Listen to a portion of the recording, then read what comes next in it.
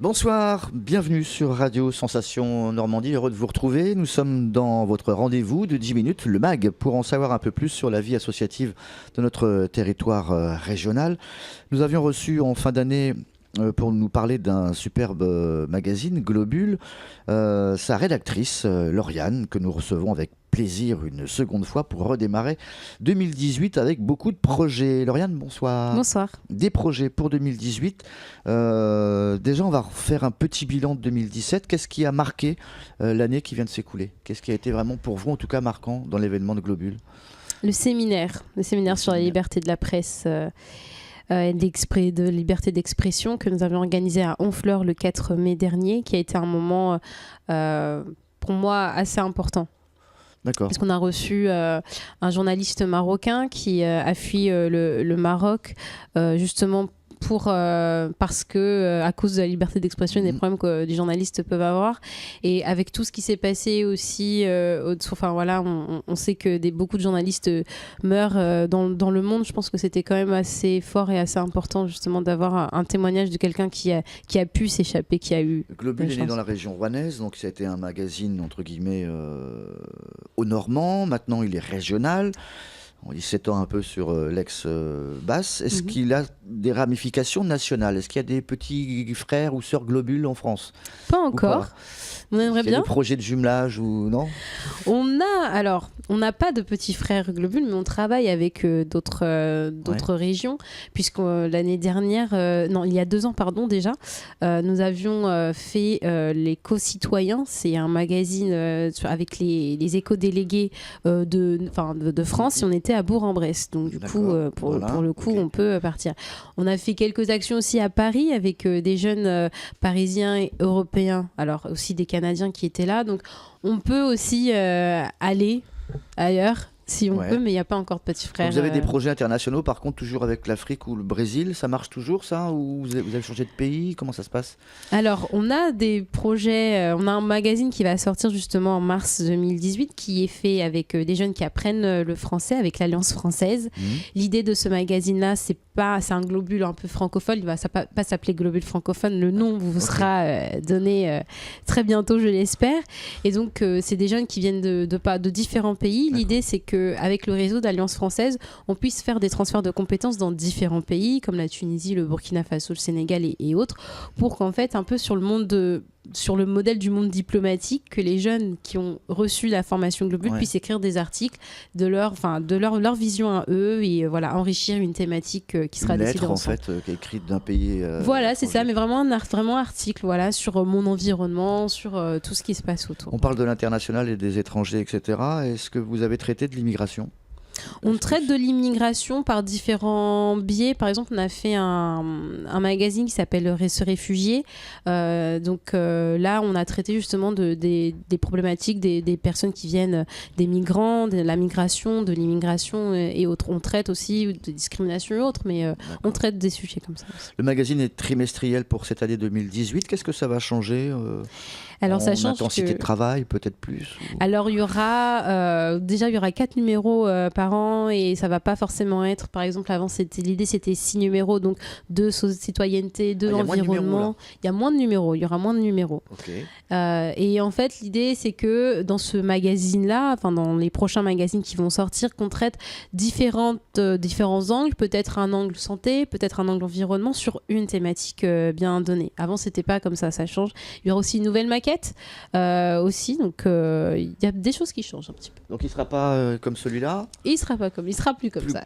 Plus grand, plus coloré? Peut-être plus grand. Toujours coloré, puisqu'on reste sur la même idée que le principe que ce soit des jeunes qui puissent faire des illustrations. Avec des dossiers, toujours à l'intérieur? Toujours avec des dossiers, avec des angles différents, des approches différentes de ce dossier. Et toujours pas de mots croisés? Toujours pas de mots croisés. Bon. Le prochain, justement, là, qui sort, là, il traite, on en a parlé l'année dernière, des objets éphémères. C'est ça. Comme le portable. C'est-à-dire que ce sont les jeunes qui se sont penchés sur l'utilité première de certains objets. Et la réflexion, c'était quoi? C'était de dire on n'en a peut-être pas besoin? La réflexion, c'était, en tant que moi consommateur, qu'est-ce que je peux faire pour qu'il y ait moins de déchets? déjà, premièrement, puisqu'on sait qu'au bout, par exemple, d'un an, de 3 ans, finalement, le portable, il y a toujours un nouveau qui sort. C'est juste l'exemple du portable. Et au final, on veut toujours celui qui sort, puisque peut-être plus de fonctionnalités, alors que des fois, un téléphone peut rester 2 ans, 3 ans, 4 ans. Il s'avère aussi que nous, en tant que consommateurs, on peut aussi agir sur ça et aussi peut-être pas faire renverser la donne puisque ce serait très compliqué, mais peut-être lancer aussi un message un peu aux constructeurs de dire voilà, vous faites des téléphones tous les ans. Ouais. Peut-être qu'à un moment donné, est-ce que ce serait plus judicieux de sortir des téléphones peut-être après, tous les 2 ans, je sais pas, pour que justement on puisse, nous aussi, même si consommateurs, on a cette responsabilité-là, mais aussi aux fabricants de dire attention. Vous avez rencontré qui comme constructeur de téléphone ? On n'en a pas rencontré malheureusement, c'est très compliqué, je pense. On a rencontré une association qui s'appelle HOP, ça veut dire Halte à l'obsolescence programmée, qui est en fait une association qui a été créée par des citoyens qui viennent d'un peu partout et justement qui ont, pour la première fois, qui ont porté plainte contre un constructeur d'imprimantes. Et donc ça, c'est vraiment une première, pour dire que nous aussi, en tant que consommateurs, on peut aussi agir sur notre consommation et aussi alerter aussi les politiques, les pouvoirs publics et aussi les constructeurs. Un sacré boulot. Est-ce qu'on a pris le dossier aussi du recyclage ? Pourquoi pas ? Est-ce que le téléphone, qu'est-ce qu'il devient une fois qu'il est... Complètement. On a interviewé justement les magasins Envie, qui sont des magasins à vocation d'insertion professionnelle d'abord, mais justement qui récupèrent des machines à laver, dont les personnes n'ont plus besoin, ou même des magasins en fait se débarrassent. Justement, ils font toute la récupération, ils font de la réparation pour justement revendre en fait à bas prix ces machines-là. Voilà, des machines que plus personne n'en veut parce que c'est trop vieux, parce qu'ils changent de machine. Et en fait, au final, c'est aussi une démarche pour dire mais on peut aussi réparer.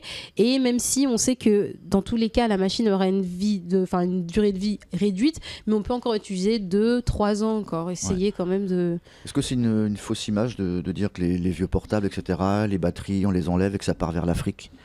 Est-ce que c'est une fausse image ? Je sais pas. Est-ce que c'est une fausse image ? Il y aurait un marché secondaire, etc. Je ne sais pas, mais je sais que alors moi c'est très personnel ce que je vais dire. Téléphone, non, pas du tout. Mais je sais que c'est une autre approche. C'est vraiment une autre approche. Un autre sujet à creuser. Un autre sujet à creuser, mais c'est une autre approche. C'est autre chose. D'accord. Les projets 2018 alors. Est-ce qu'on va partir à l'international ? Est-ce qu'on va aller visiter d'autres pays, etc. Ou peut-être. Peut-être. Pour l'instant, on fait notre petite bout de chemin et puis on verra bien comment les choses vont évoluer. Le monde associatif, est-ce que vous y êtes penché aussi ? Vous avez fait un zoom dessus avec le nouveau gouvernement, etc. Est-ce que cette petite mini-tempête médiatique qui s'est déroulée autour des associations, est-ce que ça vous a affecté ? Est-ce que vous avez reçu également des choses positives ou négatives ? Ça nous affecte dans notre travail au quotidien puisque c'est une maison d'édition associative. Donc forcément, il y a ces problématiques d'emploi, il y a ces problématiques aussi de subventions. On n'en a pas pâti particulièrement, mais on sait que le monde change. Le monde change peut-être un peu trop vite sans peut-être avoir pensé aussi à comment on fait puisque finalement on a des directives qui nous viennent et il faut les appliquer tout de suite maintenant. Ça nous affecte dans notre quotidien puisqu'on travaille beaucoup avec des associations aussi. C'est quelque chose, le fait qu'on soit en association et pas en entreprise, je pense que c'est aussi quelque chose de fort et de militant, je pense, et on milite aussi justement pour la sauvegarde en tout cas, que ce soit tous les sujets qu'il y a eu d'emploi aidé. Donc nous on a, est-ce que je peux dire là, je sais pas si on peut dire la chance, mais en tout cas on n'a pas été affecté de ce point de vue là, mais bien sûr les subventions baissent de tout point de vue et il faut trouver de nouvelles manières pour pouvoir rémunérer, pour pouvoir justement continuer nos activités et forcément c'est difficile. Alors il y a des partenaires forts qu'on a comme la région, comme le département, mais encore reste-t-il que l'activité, il y a des activités, il y a beaucoup de choses, on est aussi beaucoup sollicité, mais les sollicitations, il faut aussi que derrière il y ait aussi des employés pour le faire, des personnes à même pour pouvoir le faire. On ne peut pas dire aux personnes on ne vous paye pas et faites le travail, quoi. Lauriane, votre numéro de téléphone ? Globule. Pas le vôtre. Il fait peur. Oui, avec l'adresse internet. Alors l'adresse internet www.globule.com. Ouais. Le numéro de téléphone il est disponible dans le magazine. J'ai pas vraiment en tête en fait Super. mon numéro. On m'avait fait le coup Ce déjà numéro-là, l'année dernière. mais je crois que c'était mon 06 qu'on me demandait. Mais On non. avait fait le même coup la dernière fois. C'est vrai? Ouais. Mince, alors. Bon, écoutez, c'est tout. On va vous souhaiter le meilleur en tout cas et bon vent pour cette future année Merci qui s'ouvre à beaucoup. nous pour Globule. Merci d'avoir accepté notre invitation. Merci à vous de nous avoir Et invités. puis excellente en tout cas année 2018. À bientôt. Merci à vous aussi. Au revoir. Au revoir.